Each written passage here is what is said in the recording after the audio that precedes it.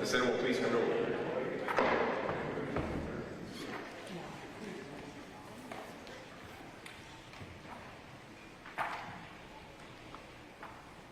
We will honor the colors. Our Pledge of Allegiance will be led by Senator James Ivan Jr. I pledge allegiance to the flag of the United States of America and to the republic for which it stands, one nation, under God, indivisible, with liberty and justice for all. Our invitation prayer this morning, I'd like to welcome Senator Bruce Starr. Thank you, Mr. President. Colleagues, as we contemplate the jobs that's in front of us in the next few days, and as we reflect on things that have occurred in the last several months, I just thought it was appropriate this morning to remind ourselves of some words that I think are important. Now, I recognize that not every person on the Senate floor or every person that's listening might have the same faith approach, but I think that there's a commonality among us all, and that's the word love. And so I have a couple of quotes that I'm going to read, and then I intend to read out of 1 Corinthians 13, and then a short prayer. So I appreciate the opportunity, Mr. President. First, darkness cannot drive out darkness. Only light can do that. Hate cannot drive out hate. Only love can do that. Quote from Martin Luther King. Love is the opposite of fear. Public servants should adopt an approach of loving their neighbor. Many societal problems can only be solved if people believe that everyone is a child of God and every life is precious. That was George W. Bush. And then a couple of additional verses. Hatred stirs up conflict, but love covers all wrongs. That's from Proverbs 10, verse 12. And then a short verse out of Romans. Love must be sincere. Hate what is evil. Cling to what is good. Be devoted to one another in love. Honor one another above yourselves. And that's Romans 12, 9 and 10. Now, 1 Corinthians 13. If I speak in the tongues of men and of angels, but do not have love, I'm only a resounding gong or a clanging cymbal. If I have the gift of prophecy and can fathom all mysteries and all knowledge, and if I have faith that can move mountains, but do not have love, I'm nothing. If I give all that I possess to the poor and give over my body to hardship that I may boast, but I do not have love, I gain nothing. Love is patient. Love is kind. Love does not envy. It does not boast. It is not proud. It does not dishonor others. It is not self-seeking. It is not easily angered. It keeps no record of wrongs. Love does not delight in evil, but rejoices with the truth. It always protects, always trusts, always hopes, always perseveres. Love never fails. But if there are prophecies, they will cease. If there are tongues, they will be stilled. If there's knowledge, it will pass away. For we know and we prophesy in part. But when completeness comes, what is in part disappears. When I was a child, I talked like a child. I thought like a child. I reasoned like a child. But when I became a man, I put away childish things. For now we see a reflection in the mirror. We see it dimly. But then we shall see face to face. For now I know in part, and I shall know fully, even as I'm fully known. Of these three remain faith, hope, and love. but the greatest of these is love. Let's pray. Lord, we stand in the Senate floor this morning representing every corner of the state of Oregon, this great state of Oregon. This family of senators, as I'm reminded, former Senate President Peter Courtney would say, we're family. Lord, we just pray that as we go about the work that's in front of us today and the next several days and the months ahead, that we would remember the words from your word and the words that have been spoken by individuals that we recognize. Lord, that we would treat each other well, that we would agree and disagree respectfully and civilly, that the words that come out of our mouth would be honoring to you, and that you would just work through us. There's not a single person on the Senate floor that's here by accident. We might think that, we've manipulated that to occur, but we know that, God, that you are in control. And we ask, God, that you would help us do the work that's in front of us, that we would do it in a way that would be honor and glory to your name. We ask these things in Jesus' name. Amen.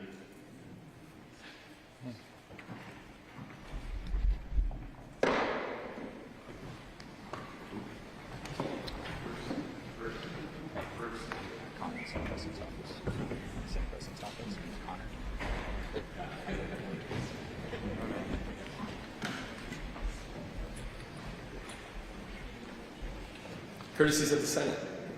Let's just, right at the beginning here, I would like to take the opportunity, which I don't normally do under courtesies, and that is to honor the CAMS staff, Secretary of the Senate, Obi, and your team, my own Carol Suzuki. When you look at the ability to walk down to the rotunda today, when we could finally visit the Senator Peter Courtney Joint Member Lounge and break bread.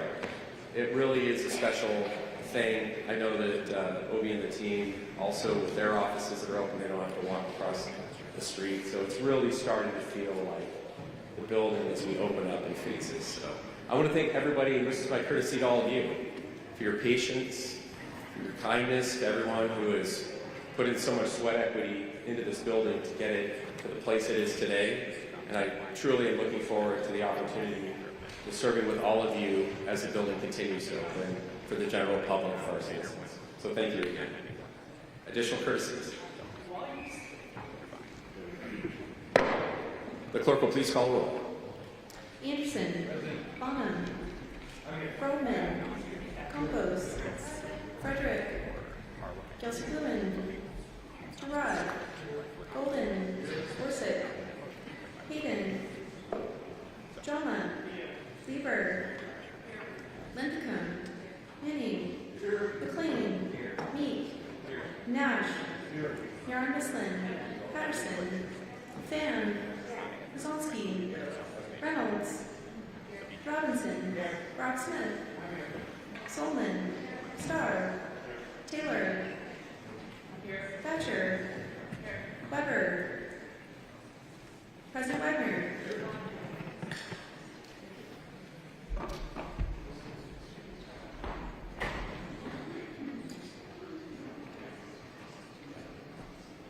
I also just want to note Senator Gorsuch is here. He'll be joining us on the floor momentarily.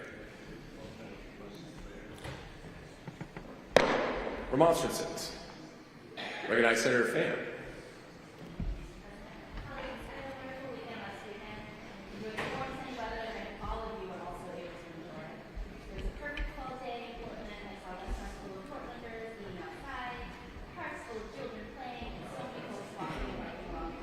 Senator, I'm sorry, we're having a little bit of audio difficulty. If you wouldn't mind just pausing, we'll not go against your time. I'm going to see if the Secretary of Senate's office can figure out. And we might actually have you move over to another microphone if you feel comfortable doing that. Yeah. Would that be okay? Okay. You might want to test 1, 2, 3 for us to make sure. On the green light. Maybe one more.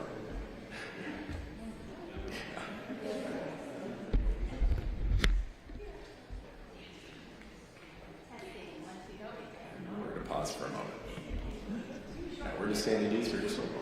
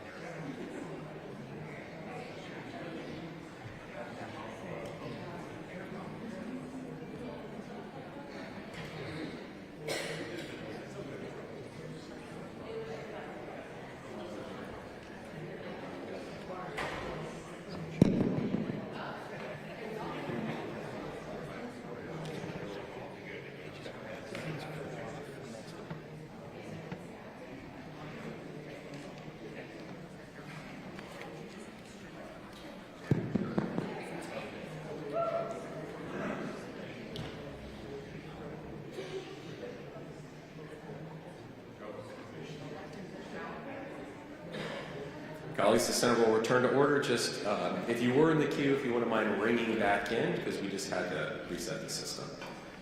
Senator Pham was in the queue, so I think we'll start there, and then we'll move on to the members that I have in order. Senator Pham, under remonstrances. Thank you, Mr. President. Colleagues, I had a wonderful weekend last weekend, enjoying the warm, sunny weather that I hope all of you were also able to enjoy. It was a perfect fall day in Portland. I saw restaurants full of Portlanders eating outside, parks full of children playing, and so many folks walking and biking along the waterfront, enjoying our beautiful Willamette River. It was therefore shocking to learn this weekend that the President of the United States has unilaterally ordered deployment of federal troops in Portland. Let me be clear, nobody in Portland asked for this.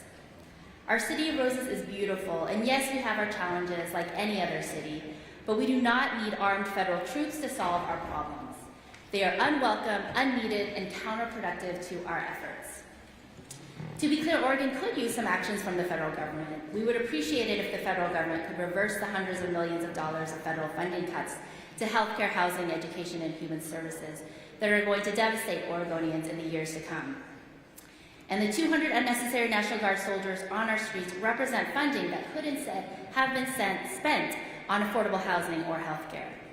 Every ICE agent deputized to separate families and pick parents off the street outside their kids' schools represents one less member of the National Fire Service fighting wildfires.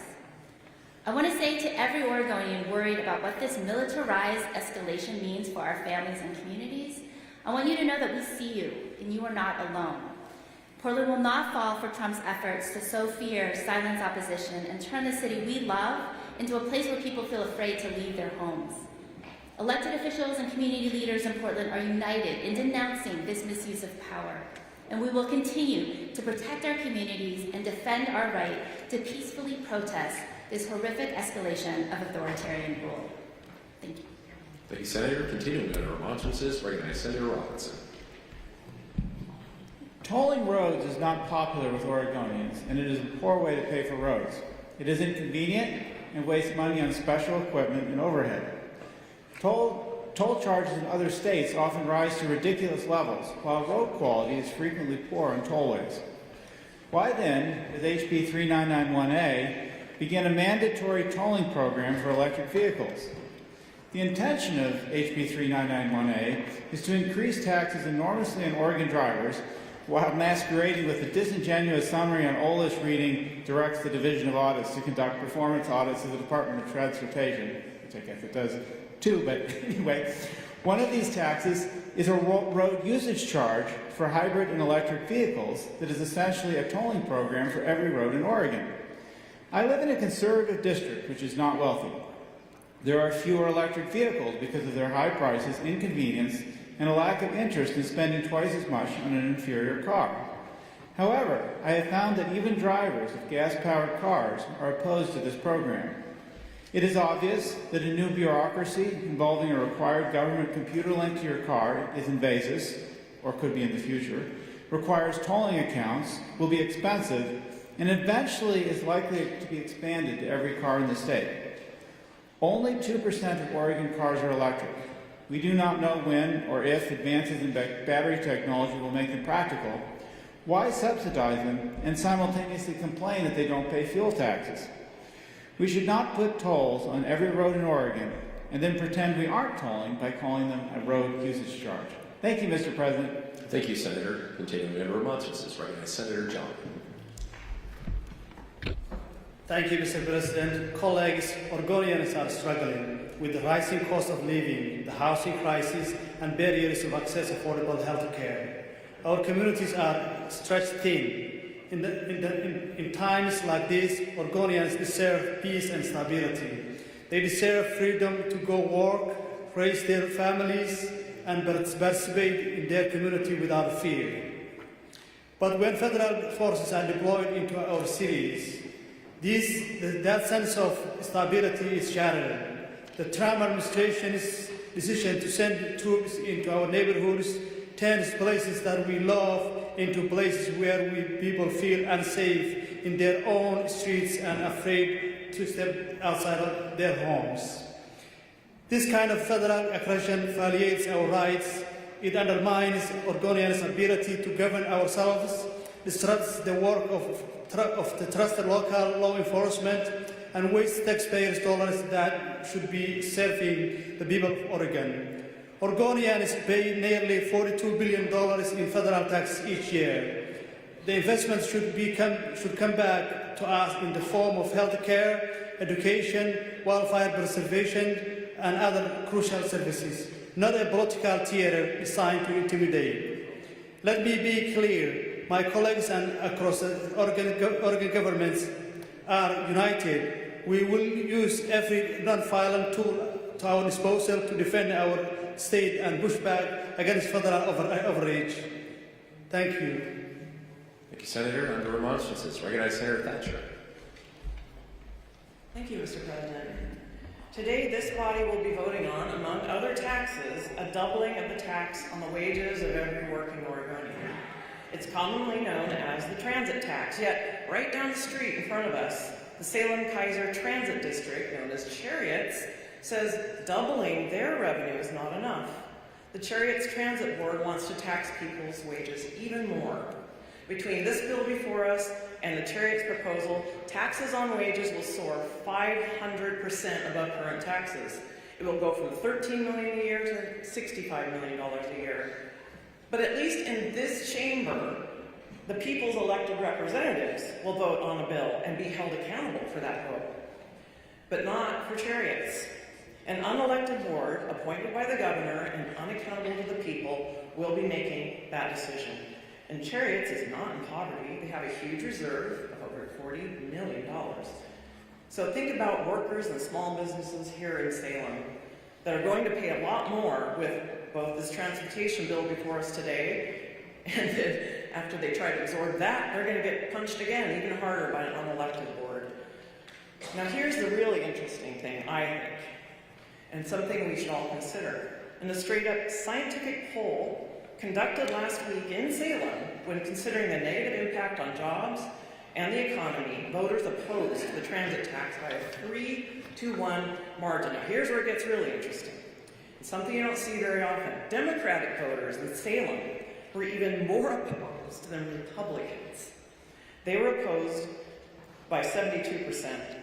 They opposed the tax by 72%, even more than Republicans. This is an unusual development here. And I hope this legislature next session considers taking away from non-elected boards the ability to raise such outrageous taxes without the vote of the people. Thank you, Senator. Under remonstrances, recognize Senator Starr. Thank you, Mr. President. Colleagues, I just want to make you aware of a couple of items on your desk.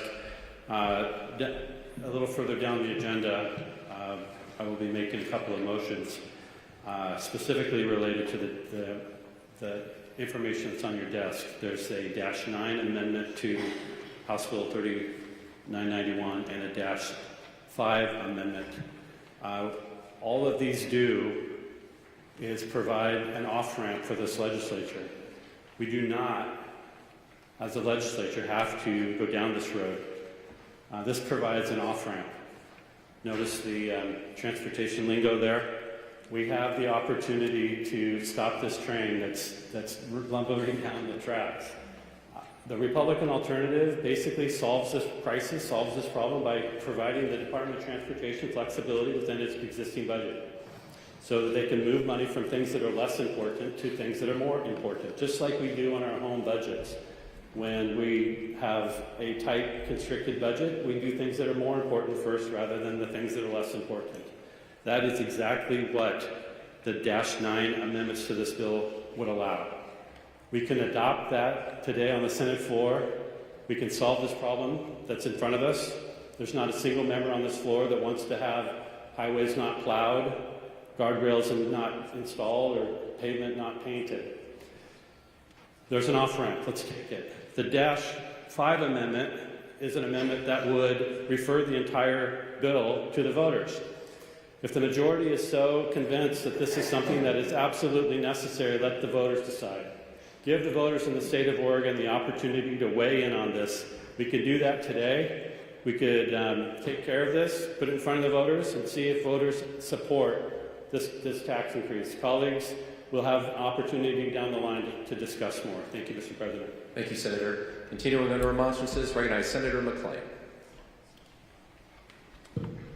Thank you, Mr. President. Colleagues, 4 weeks ago, we were here on Labor Day, and I was given an opportunity to offer a remonstrance, which of course is opposition. You're able to point out things and speak for 2 minutes, but I gave a remonstrance on Labor Day that predicted to those Oregonians who rely on income from tips, to those Oregonians who rely on income from overtime, that this government, this one party that runs the state of Oregon, would be coming to tax your tips, would be coming to tax your overtime. So I rise and I speak to the Oregonians who make money from overtime and tips, that what I predicted 4 weeks ago is about to happen. Rise up, contact this one-party rule we have in Oregon, and tell them you don't want your tips taxed. You don't want your overtime taxed, because that's what they're about to do. It's called disconnect. We're going to have hearings all week about the disconnect from the federal government and HR 1. But in the end, that word disconnect is masking what they intend to do to you. They intend to tax your tips. They intend to tax your overtime. And you, my fellow Oregonians, have the ability to stop it. Rise up, make your voice be heard, and do what's best for your family. Thank you, Senator. Continuing under remonstrances, recognize Senator Reynolds. Thank you, Mr. President. Dear colleagues, I live in inner Northwest Portland. My sons attended Lincoln High School nearby. I can easily walk to Northwest 23rd, Pearl District to downtown Portland, and I can hear the roar from Providence Park when the Thorns or the Timber score goal. It takes me about 15 minutes of walking to find myself in the woods of Forest Park and the Hoyt Arboretum. I love my chosen home of Portland, and I invite any of you to join me anytime in Oregon's largest city. I recently biked the cordoned-off roads of Sunday parkways in which several downtown streets and parks were full of families on their bikes and performers, including opera singers and community groups and public agencies teaching about watersheds and the Green Loop. Portland is not a war-ravaged city. It is not a hellscape. The president continues to reference untruths about our community as a cover for an authoritarian military incursion on our streets. Do we have room for improvement? Of course. But here's the heart of the matter. There are mostly peaceful protests taking place at the Immigration and Customs Enforcement federal building at our South Waterfront. We have been repeatedly reassured by our Portland Police Bureau that their force is fully capable of responding to protesters that engage in illegal or inappropriate behavior. We do not need and we do not want federalized National Guard troops deployed in this area. It's an illegal power grab, and this has been explained by the unified leaders in all levels of government, city, state, county, metro, and by law enforcement, and of course by advocacy groups and our constituents. And thank you, Attorney General Rayfield, for using all legal means to halt this incursion. If the federal government wants to help Portland, I have some great ideas. Maintain Medicaid for Oregon children currently enrolled. Improve funding for Head Start. Make sure SNAP benefits are preserved so that children don't go hungry, because this interferes with their ability to learn. Thank you. Thank you, Senator. Under remonstrances, recognize Senator Frederick. Thank you, Mr. President. Colleagues, and justice for all, as in the Pledge of Allegiance. Let me point out that the administration's actions now threaten the lives of all of my neighbors based only on the color of their skin and their ability to speak another language. As I told a friend of mine on the coast this weekend, don't even try to say ICE is only going after those breaking the law. With story after story of children in custody across the nation, And here in the Northwest, tribal firefighters were fighting fires. They were arrested. And administration officials calling for quotas and bounties based on people of color, not warrants. I noticed that few roundups in actual known gang areas cosplaying ICE agents might get hurt. While the administration wants a reason to declare martial law, they know there would be active physical resistance in truly gang-affected areas, so it's easier to attack outside schools, car washes, cherry orchards, grocery stores. Their fantasy is that this new ICE is helping stabilize our culture. The reality that we now know is truly the blatant racist content of the character of the administration, and the judgment is no longer obscured by words of conciliation or supposed rule of law pronouncements. Now, facts be damned, ICE doesn't have to follow the law. Freedom of speech is now only a suggestion, and it doesn't matter in my town of Portland if it's peaceful. The administration will find an excuse to invade if the things said there disagree with the White House dogma, and it provides another yet daily television episode with distractions from the real issues like health care, housing, education, transportation, food, mental health, the Epstein files, economic development, stability, and other things. Thank you. Thank you, Senator. Under remonstrances, recognize Senator Sloman. Thank you, Mr. President. Colleagues, Oregon's working families need a pathway to prosperity. We talk a lot about protecting workers, and that matters. But too often what we do in this building ends up protecting workers from jobs they'll never get because the jobs never came, the projects never landed, or the timelines dragged on until opportunity left the state. Job protections without employment is a promise without a paycheck. Right now, families are feeling the squeeze, rising costs at the kitchen table, and federal uncertainty. We've seen most layoffs across manufacturing and construction. Since last year, employers have reported more than 11,000 layoffs in Oregon. When projects stall or leave, workers pay first. A real pathway to prosperity means bringing business and workers together. We must align economic development with the people who build Oregon, our trained workforce. Here's how we move from talking points to starting points. Grow family wage jobs where Oregon competes. Prioritize advanced manufacturing, clean energy, and sustainable agriculture, and make it attractive to build here and to hire here. Invest where people live. Site-ready land, safe roads and bridges, reliable broadband, and vibrant main streets. Keep dollars circulating locally and jobs anchored in both rural and urban communities. Strong schools are an economic strategy. Every student should read, reason, and be job ready because Oregon's workforce is in today's classrooms. Colleagues, Oregon needs economic development. Let's start protecting workers by building the work, bring the projects, lock in job quality, and deliver careers with real ladders to climb. That's a pathway to prosperity worthy of Oregon's workers, and it's how we rebuild the trust within families that they can see. Thank you. Thank you, Senator.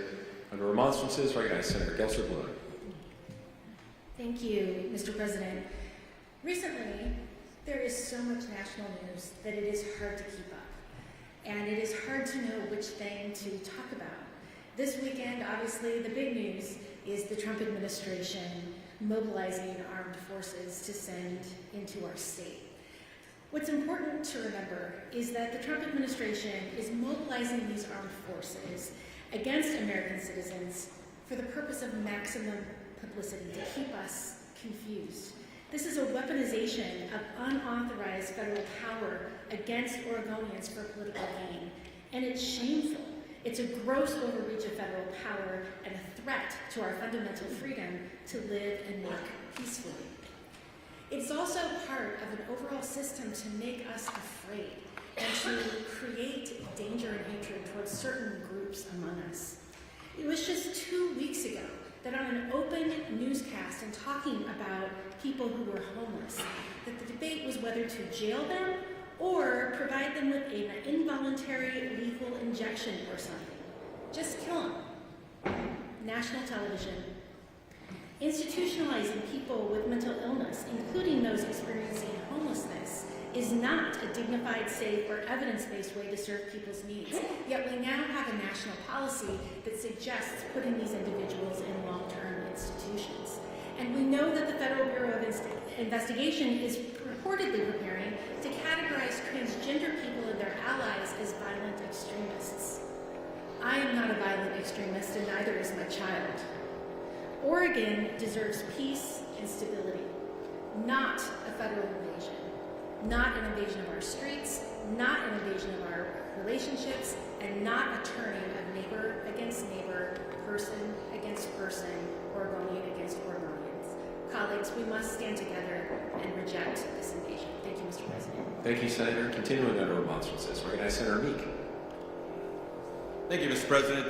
Very controversial remonstrance this morning. I want to congratulate our new Republican leader, Senator Bruce Starr, and spend the next couple of minutes explaining my relationship with him that has grown since 2018 when I started working with him on some issues at the National Conference of State Legislators.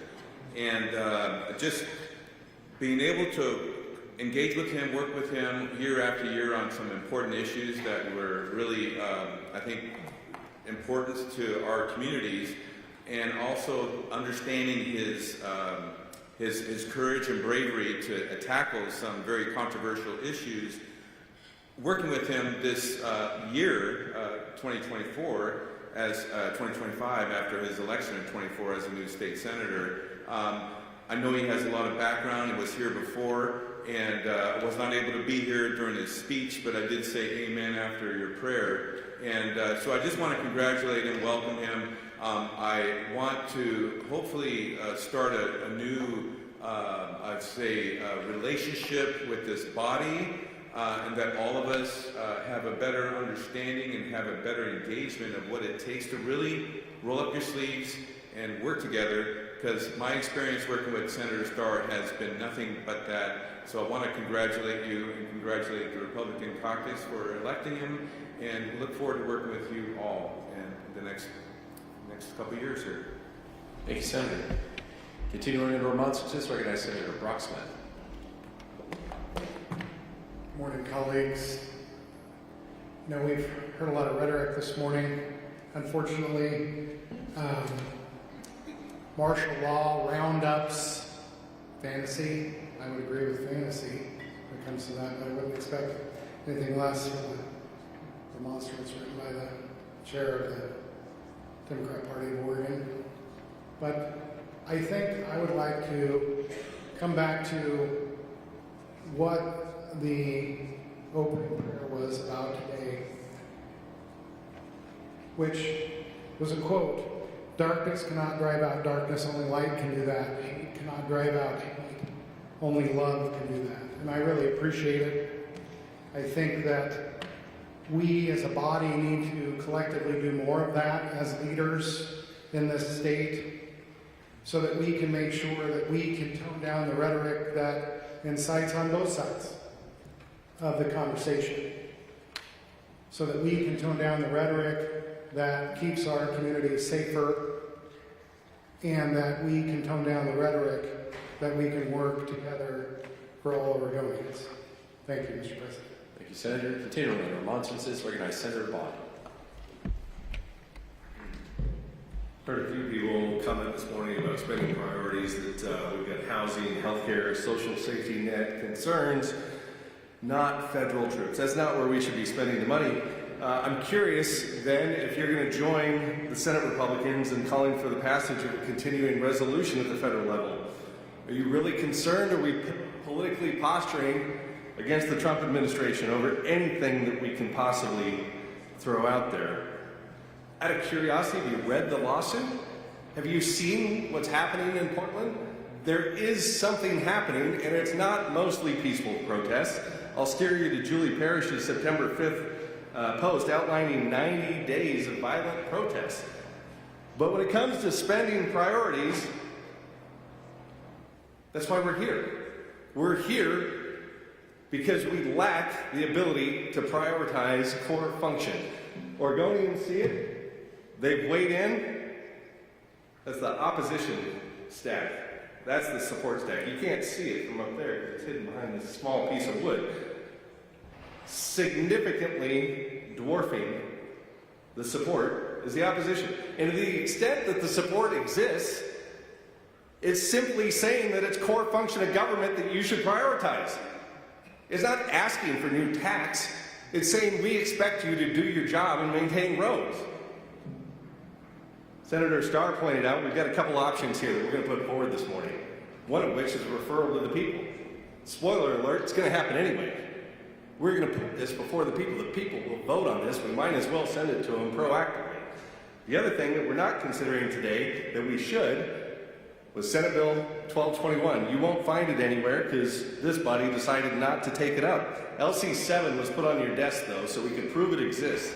A Republican plan that doesn't raise taxes and supplies the needed service. Thank you, Senator. Under remonstrances, recognize Senator Nash. Thank you, Mr. President, colleagues. I wasn't going to speak today. I really have no knowledge of what takes place in Portland on a day-to-day basis. But I can tell you that over the years, federal encroachment through other administrations have come and done devastating things to rural Oregon. And they've come by way of biological opinions from National Marine Fisheries listing species, U.S. Fish and Wildlife listing spotted owl, 69 sawmills, industrial sawmills east of the Cascades 40 years ago. 5 remain today. The prosperity and the devastation that it's taken, the toll on grazing, we're at the lowest cattle herd in the nation in the last 70 years. You want to know why beef prices are high? Time and again, we have seen federal encroachment, and in the name of protecting us, have devastated so many of us. Again, I don't know what's taking place in Portland today, what invoked our president to take action that he did, but those actions have been taking place in my community for a long time. I've seen EPA that came in and wrote tickets over the top of Oregon Department of Agriculture saying they weren't doing their job well enough. They took flights over our farms and ranches looking for violations, and one of my neighbors was given a $90,000 ticket. He asked if they could come onto his property first and look and see if there was something they could do to adjust that and leave your ticket book at home. They said no. Thank you. Thank you, Senator. Continuing under the order of business, effective immediately, I've made the following appointments. Special Session Committee on Rules and Executive Appointments. Senator Casey John, Chair. Senator Daniel Bonham, Vice Chair. Senator Jeff Golden. Senator Kim Thatcher. Senator James Manning Jr. Messages from the Governor. The Senate is in receipt of the messages from the Governor announcing appointments subject to confirmation by the Senate. If there is no objection, the Senate will dispense with the reading of the message, as all pertinent information is included in the report which has been placed on your desk. The messages in their entirety shall be recorded in the journal. So ordered. The Governor's executive appointments are transmitted to the Special Session Committee on Rules and Executive Appointments. So ordered. Reports from committees. Propositions and motions. Recognize Senator Starr. Thank you, Mr. President. I move that in compliance with Article 4, Section 19 of the Oregon Constitution, and notwithstanding any provision of Senate rules for the 83rd Legislative Assembly, the requirement that on its final passage each bill shall be read section by section be suspended for today's third reading calendar. Thank you, Mr. President. Senator Starr moves that in compliance with Article 4, Section 19 of the Oregon Constitution, and notwithstanding any provision of the Senate rules for the 83rd Legislative Assembly, the requirement that on its final passage each bill shall be read section by section be suspended for today's third reading calendar. Senator Starr, to your motion. I think we're ready to vote, Mr. President. Thank you, Senator. The question before the Senate is on the suspension of the constitutional provision. All those in favor, please answer aye as their names are called. All those opposed, no. The clerk will please call the roll. Gerard. Yes. Golden.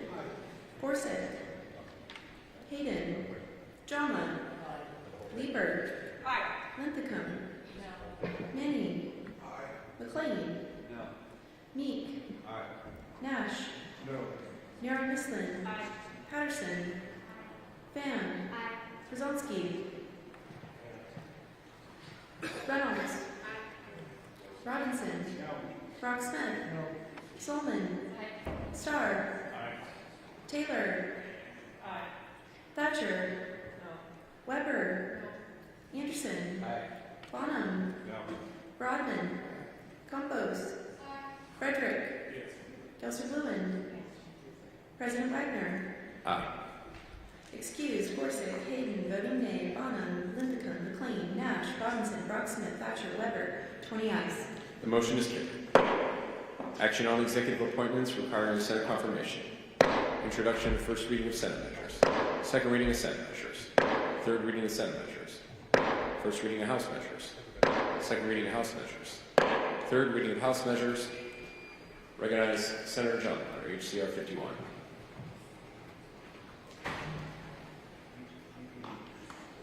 Oh, I can. Okay. Senator John, you're cool. Without objection, HCR 51 is set to the foot of the calendar. In accordance with SR, Senate Rule 8.85 sub 1, and because it is an appropriation bill, House Bill 3992 will be the first bill for Senate consideration. Now the clerk will please read the bill. House Bill 3992, related to state financial administration, declared an emergency. Recognize Senator Pham. Thank you, Mr. President. Colleagues, House Bill 3992 is the omnibus appropriation bill for the transportation funding package. The measure includes $204.9 million in other funds and $800,000 general fund related to the fiscal impact of House Bill 3991.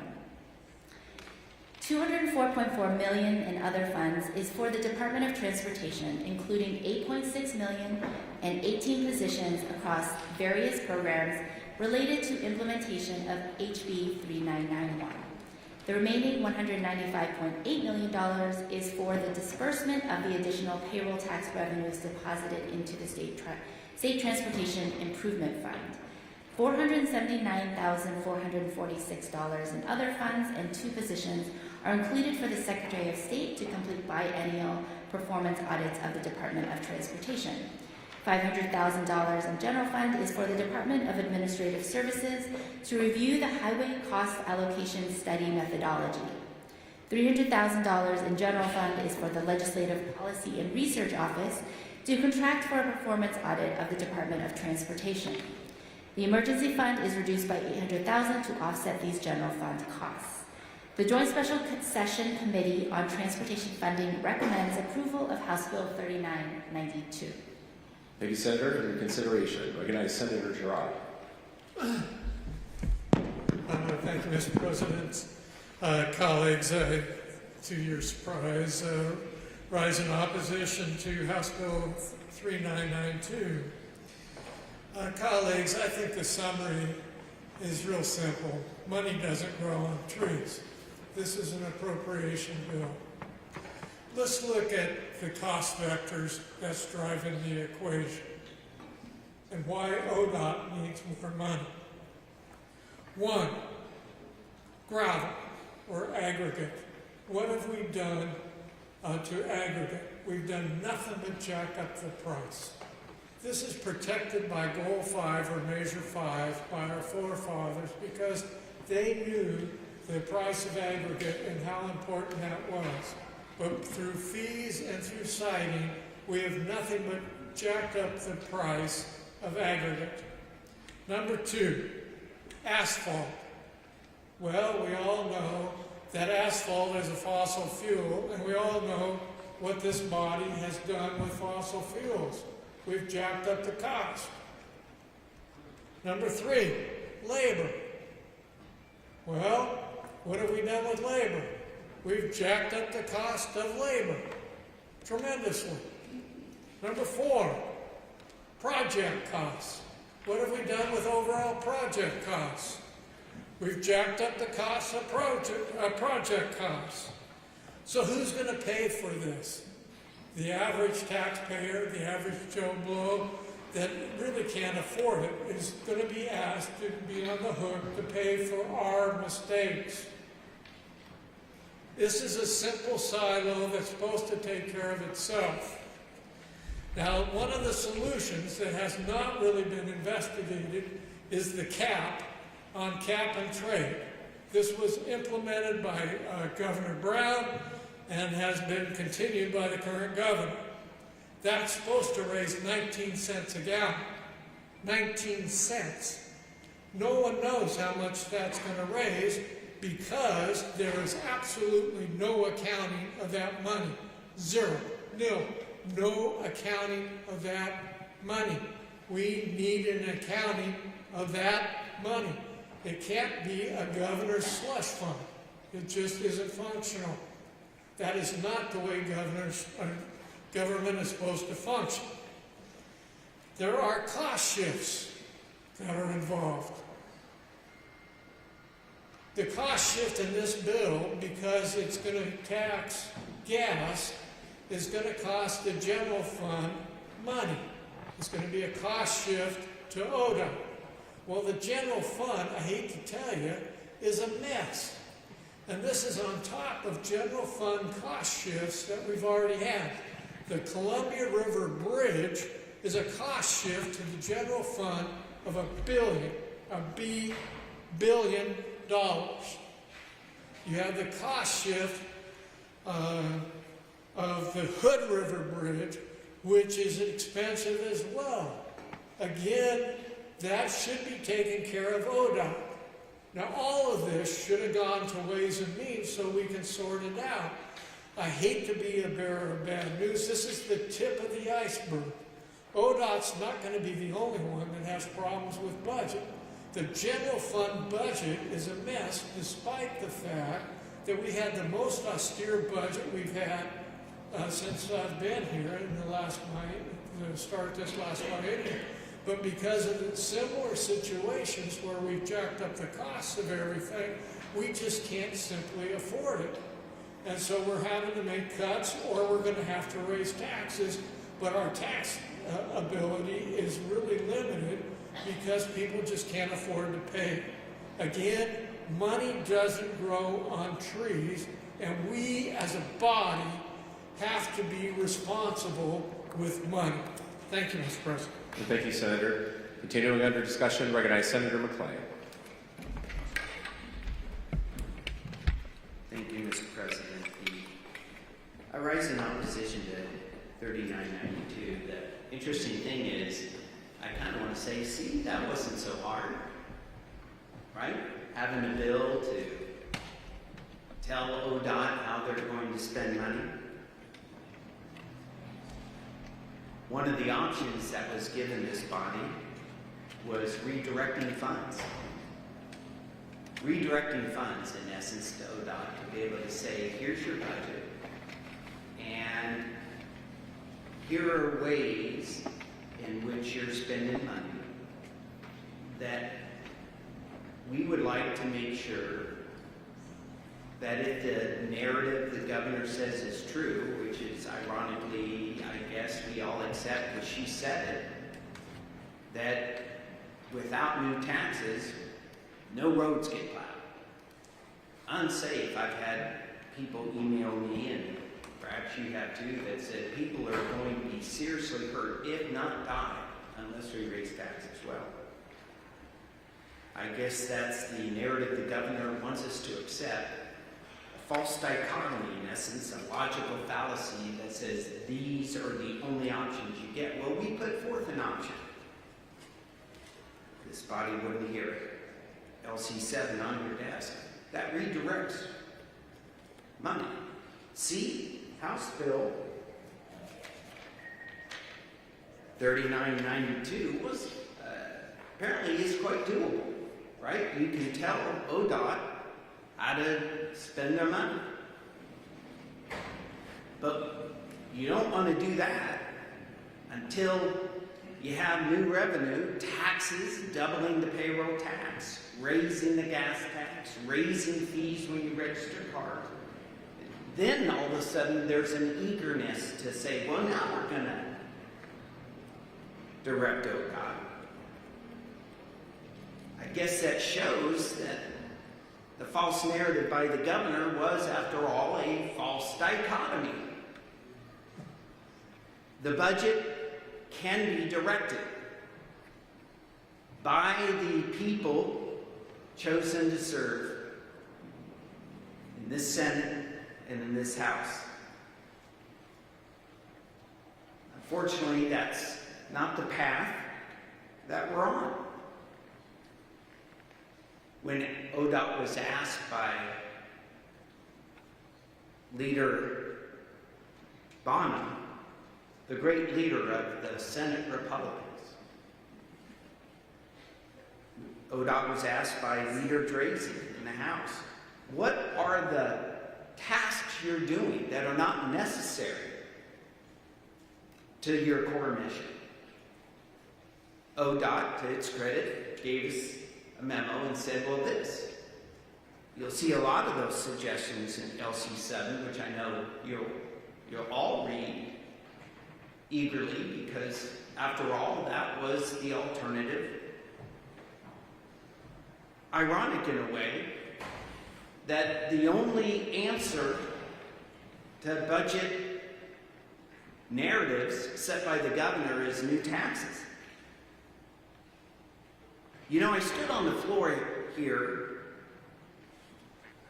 I think it was early June, and I said, we just passed $37 trillion of national debt.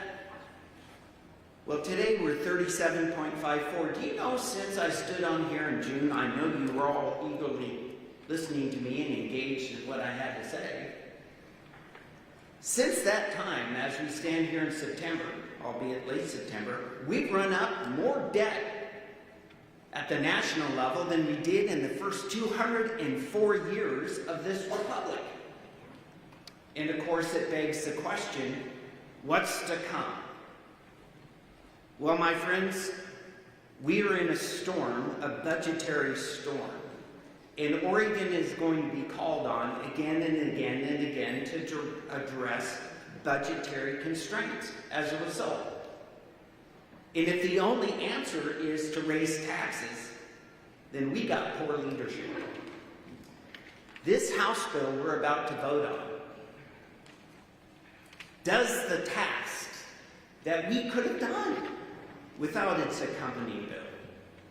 We could have simply come together, rolled up our sleeves, and said, what do we need to do to make sure those roads are plowed? What do we need to do to make sure we get guardrails on the roads? What do we need to do to make sure our system runs and our roads are safe? We could have done that. See how easy it is? It's called a bill. We can redirect. But that's not what the governor wanted. That's not what this Senate apparently wants, and that's not what the House wanted. So I stand in opposition because of the process. Colleagues, today's transportation, built upon a false dichotomy of choices, set by a governor who doesn't want to discuss budget reform. What's next? Thank you, Mr. President. Thank you, Senator. Senator Weber yielded her time. Continuing under discussion, recognize Senator Robinson. I also am opposed. I thought the senator from the San Diego Canyon summarized plenty of good reasons why we should vote no for this bill, and I agree, of course, with the senator from District 30 as well. I'd like to make a couple points. The cap and trade program, which of course is, we don't know where that money is going, and it's a large increase in fuel taxes. The purpose is not to raise revenue. The purpose of that program is actually to raise the price of fuel to the point where we can't afford it, as a way of eliminating the use of hydrocarbon fuels in this state. So everyone should be aware of that, and it should not be done in the way it was done. When an agency overruns their budget, like ODOT has, when their projects are clearly inefficient, when clearly every time they do a project, the money costs too much. It's not just the asphalt and the gravel and the increased cost. The cost of ODOT projects not only seem to be subject to continuously enormous overruns, but they are just on their face, they're way too expensive. The proper proper response to that is to try to figure out how to be efficient, to figure out where the money is going, to figure out how we can do something which is a core function of government at a reasonable cost. And that is not what we've done here. Instead, we've said ODOT needs money, let's just raise taxes. This bill, of course, is a companion to 3991, which we'll talk about, I'm sure, more later. But I'm opposed to just on the face of handing ODOT more money at this point without knowing where that money is going. So I'm opposed. I hope you'll be opposed. Thank you very much. Thank you, Senator. Continuing under discussion, recognize Senator Bonham. I felt compelled when the good senator from Senate District 30 mentioned our memo. The fundamental basis to LC 7 was a question. It was actually Senator Starr that asked the question. He sent an email to ODOT and said, hey, out of curiosity, what has the state legislature asked you to do that's not core function? What are you being asked to do that isn't maintaining, building roads, bridges? And they sent us a list. It was a 78-page document outlining $738 million of non-core function. And we said, wow, there's a place to start. The agency in charge of delivering the core and essential service said these are the things that we're curious about ourselves.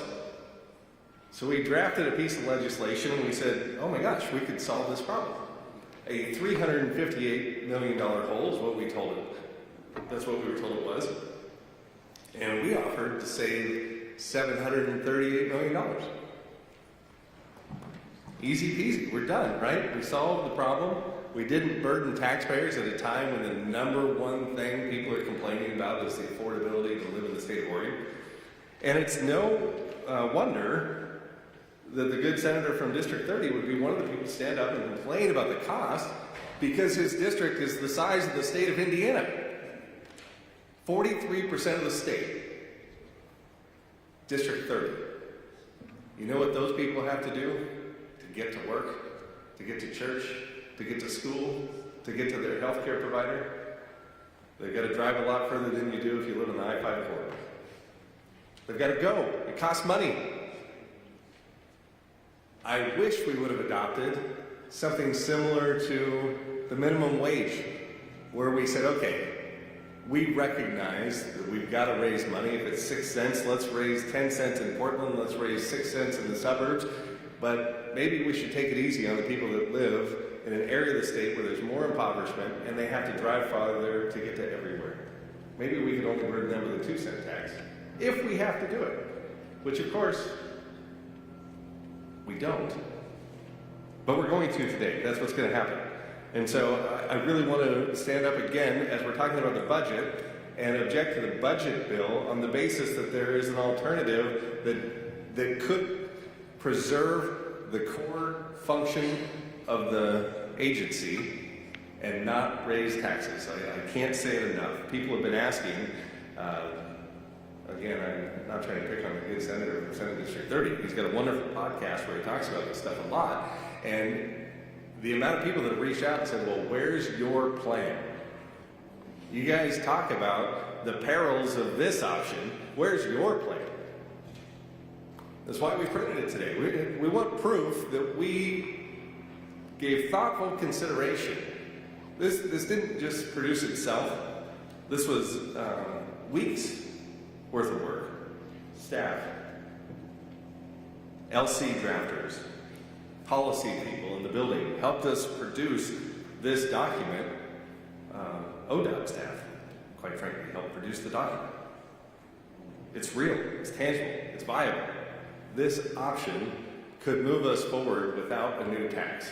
So for that reason, that this got no consideration whatsoever, I'm not going to be able to support this budget. Thank you, Senator. So no additional members in the queue. Oh, excuse me. Oh, Senator Thatcher before the vote. Thank you. I need to declare potential conflict of interest. Thank you, that your potential conflict. Thank you. I have a minority ownership interest in a company now based in Washington that does occasionally bid on ODOT projects and providing labor goods services in various capacities. Thank you. Duly noted for the record. So no additional members in the queue. Senator Fannin, do you wish to close? She does not. The question now arises upon the third reading and final passage of House Bill 3992. Those who have opinion, the bill should be passed. When it's their ayes, their names are called. All those opposed, no. The clerk will please call the roll. Golden. Gorsuch. Yes. Hayden. Joma. Lieber. Linthicum. Manning. McLean. Meek. Nash. Nero Mislin. Patterson. Pham. Krasonsky. Reynolds. Robinson. Brock Smith. Solomon. Starr. Taylor. Thatcher. Weber. Anderson. Bonham. Broadman. Campos. Frederick. Gilser-Lewin. Gibrod. President Wagner. Aye. Excused: Hayden. Voting nay: Anderson, Bonham, Gibrod, Linthicum, McLean, Nash, Robinson, Brocksmith, Starr, Thatcher, Weber. 18 ayes. House Bill 3992, having received the constitutional majority, is declared passed. Continuing under the order of business, clerk, please read the next one. House Bill 3991, relating to transportation, prescribing an effective date, providing for revenue raising that requires approval by a 3/5 majority. Recognize Senator Pham. Thank you, Mr. President. Colleagues, I rise today in support of House Bill 3991. As a member of the Joint Committee on Transportation and a senator who has fielded countless calls from my constituents demanding safer streets, more sidewalks, and improvements to transit service, I want to share with you that today's vote is a critical, historic, but merely initial step in our state's collective effort to protect and invest in the basic infrastructure and services that connect Oregonians to each other. I want to begin my remarks by first underscoring the actual components of the bill before us today. House Bill 3991 is not a transportation package. This is a budget fix, a sorely needed Band-Aid to provide desperately needed resources to ensure that we keep state employees working to maintain our roads and bridges and avert the disaster of sentencing a foundational state agency to mass layoffs, managerial chaos, and fiscal insolvency. House Bill 3991 is a stopgap measure to avoid catastrophic loss of hundreds of road workers and transit operators who maintain the infrastructure so basic and relied upon that it's rendered invisible to everyday Oregonians, at least until it ceases to be available. We all take for granted that the mountain passes will be plowed after a snowstorm. The coastal highway will be cleared after the landslide, and that the bus taking our neighbor to the medical appointment will continue to show up. Nobody likes to raise taxes, but passage of this bill is our opportunity as legislators to govern like the responsible leaders that our constituents need and ensure that this infrastructure that is so basic that it is invisible continues to shoulder the load of getting Oregonians to where they need to go. House Bill 3991 is a collection of modest increases in existing taxes designed to keep the lights on at the Oregon Department of Transportation, as well as the city and county transportation departments and transit agencies that keep Oregon moving. A median Oregon family drives 12,000 miles a year in a car with typical gas mileage, consumes approximately 34 gallons of gas a month, and would pay an additional $2 every month to keep our highway crews fixing potholes, maintaining fog lines, and keeping the snowplows running through the upcoming winter. An Oregonian with a median income of $60,000 a year is being asked to pay an additional $5 a month to keep maintaining transit service that many Oregonians depend on. An Oregonian buying a new vehicle will pay roughly $40 more to register it with the state to provide funding to maintain roads, many of which are crumbling due to decades of disinvestment. Oregonians buying electric vehicles will be asked in years ahead to pay their fair share of the road maintenance as well. We're talking about substantially less money than many Oregonians spend a month on Netflix, all to ensure that we maintain the existing roads, bridges, buses, sidewalks, and highways that get us to work, to school, and to the doctor's office. That's it. That's what we're talking about here. To be clear, I share the concerns raised by colleagues in both parties about the rising cost of living and the need to ensure that Oregonians can afford to live in this state. And having sat on the Joint Committee on Transportation for years and learned the intricate details of our transportation system, it's clear to me that it would be even more costly for Oregonians to fail to make this modest investment in the most basic of services. It's financially irresponsible to Oregon's taxpayers to further delay investing in maintenance of our existing road system, further degrading our most expensive state-owned public asset, allowing the price tag to escalate and subjecting Oregonians to greater costs for maintenance down the road.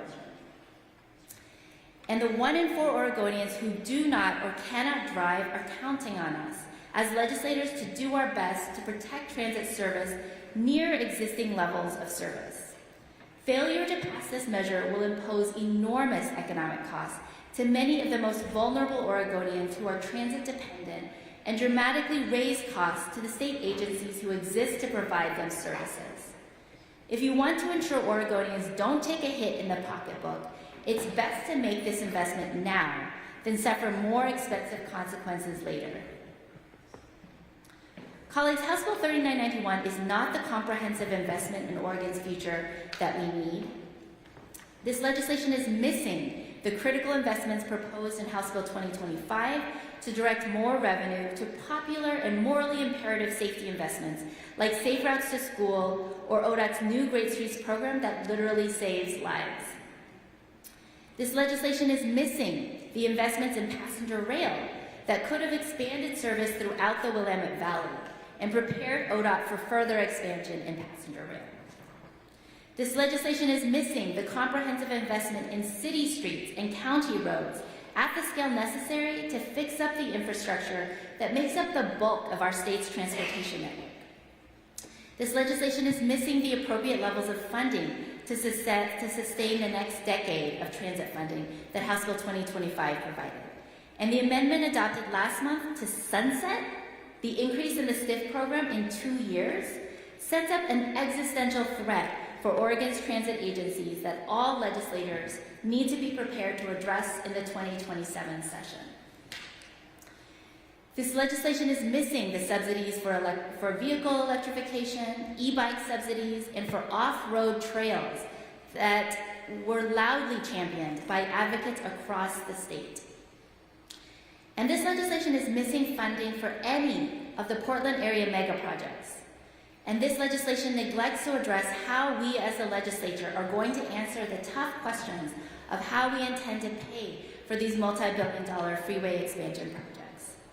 With the Interstate 5 bridge replacement, the Rose Quarter and Abernathy Bridge projects all facing soaring cost escalations, design challenges, schedule delays, and rescinded funding from the federal government, the legislature has refused to reckon with whether we can afford these Portland area mega projects at their current size, while also finding the resources to prioritize our existing statewide roads and streets. It would be irresponsible for us to neglect our rural roads and our highways because we as legislators were unwilling to call to question ODOT's continued excesses with these Portland area mega projects. I'm being explicit about what this legislation is lacking because I want to underline that this is a bare bones proposal to fix ODOT's budget crunch, and it contains none of the programmatic components that Oregonians demanded throughout last summer's roadshow. The decades of disinvestment in Oregon's roads have led us to this gaping budget hole, and this proposal delivers resources at the size necessary to keep the agency solvent. It is nothing short of magical thinking to suggest that somehow we can address the massive budget shortfall and the decades of disinvestment by simply cutting other smaller programs.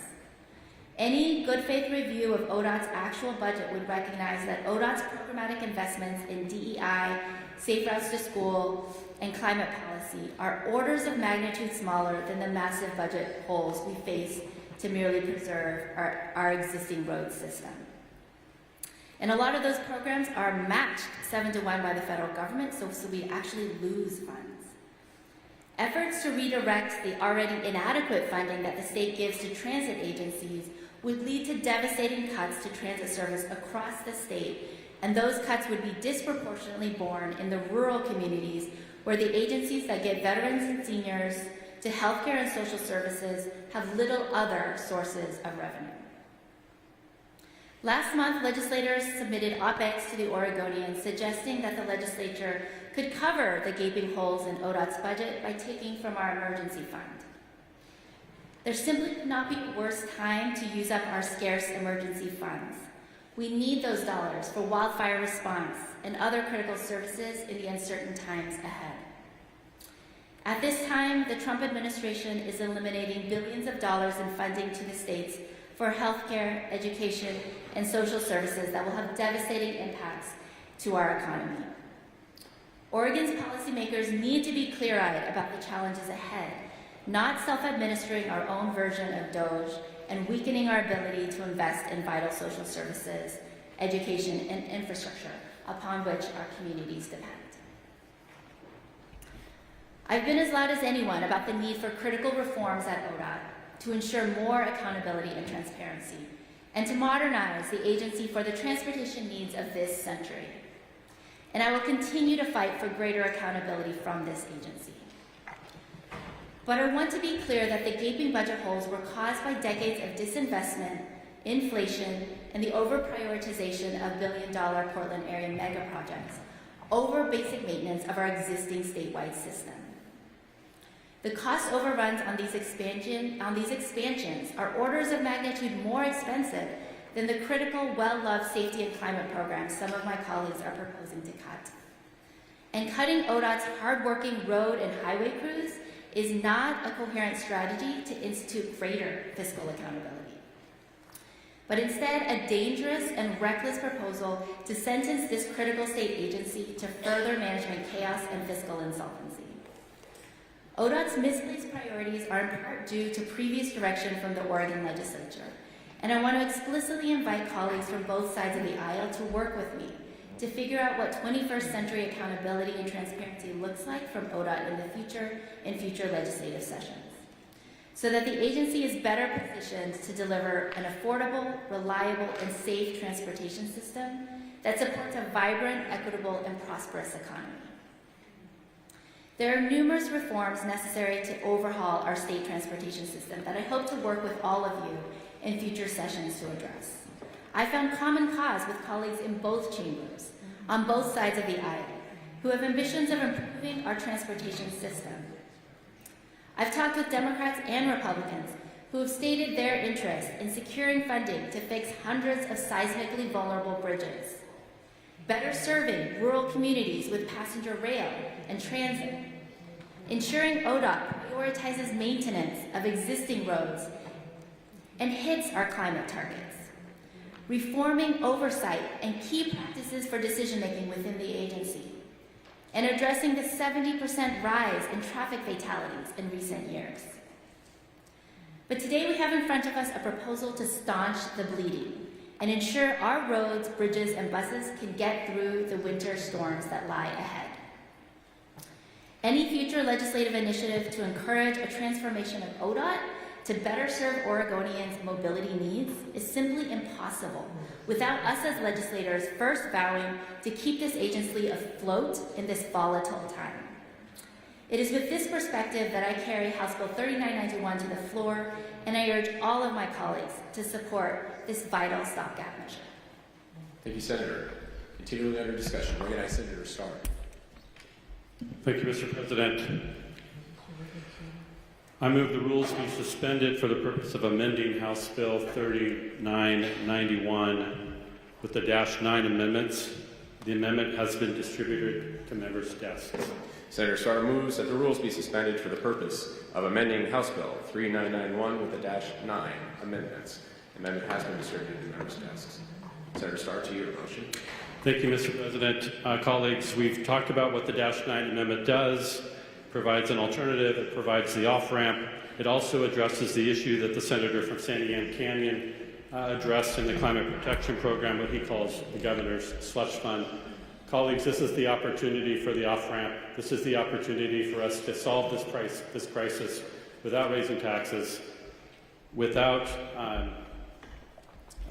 burdening Oregon taxpayers. Colleagues, I vote on the motion, Mr. President. Thank you. Thank you, Senator. Please note that the motion to suspend is a non-debatable motion requiring 20 votes to suspend. The question is on the suspension of the rules for the purpose of amending House Bill 3991 with the -9 amendments. All those in favor, please answer aye as your names are called. All those opposed, no. The clerk will please call the roll. Gorsuch. Hayden. Jama. Lieber. Linthicum. McLean. Manning. McLean. Meek. Nash. Yara Mislin. Patterson. Pham. Krasonsky. Reynolds. Robinson. Brock Smith. Solomon. Starr. Yes. Taylor. Thatcher. Weber. Anderson. Bonham. Rodman. Campos. Frederick. Gelser Lewin. Gerard. Golden. President Wagner. No. Excuse, Gorsuch, Hayden, voting nay. Rodman, Campos, Frederick, Gelser Lewin, Golden, Jama, Lieber, Manning, Meek, Nyaran Mislin, Patterson, Pham, Krasonsky, Reynolds, Solomon, Taylor, President Wagner, 11 ayes. The motion has failed. Continuing under discussion on the measure, recognize Senator Starr. Thank you, Mr. President. Colleagues, Mr. President, I move that the rules be suspended for the purposes of amending House Bill 3991 with the -5 amendments. The amendment has been distributed to the members' desks. Senator Starr moves that the rules be suspended for the purpose of amending House Bill 3991 with the -5 amendments. The amendment has been distributed to members' desks. Senator Starr, to your motion. Thank you, Mr. President. Colleagues, the opportunity is in front of us to refer this directly to the ballot. Let Oregon voters decide if this is the greatest plan that's ever been devised by the state of Oregon and our governor. Let's let the voters have the opportunity to weigh in on it. I would suggest they're likely to have that opportunity anyway. Let's put this in front of voters. That's what this amendment does. Let the voters choose. What are we afraid of, Mr. President? Thank you, Senator. The motion to suspend is non-debatable. The question is on the suspension of the rules for the purpose of amending House Bill 3991 with the -5 amendments. All those in favor, please answer aye as your names are called. All those opposed, no. The clerk will please call the roll. Hayden. Jama. Lieber. Linthicum. McLean. Manning. McLean. Meek. Nash. Nyaran Mislin. Patterson.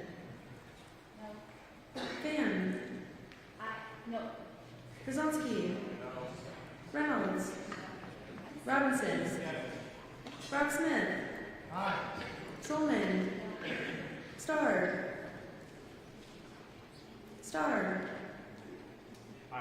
Taylor. Thatcher. Weber. Anderson. Bonham. Rodman. Campos. Frederick. Gelser Lewin. Gerard. Golden. Gorsuch. President Wagner. Excused, Gorsuch, Hayden, voting nay. Rodman, Campos, Frederick, Gelser Lewin, Golden, Jama, Lieber, Manning, Meek, Nyaran Mislin, Patterson, Pham, Krasonsky, Reynolds, Solomon, Taylor, President Wagner, 11 ayes. The motion is failed. Recognize Senator Starr. Do you want in the queue? Just go ahead. Okay. The Senate will stand in recess until 10:40 a.m. for the purpose of caucus. Without objection.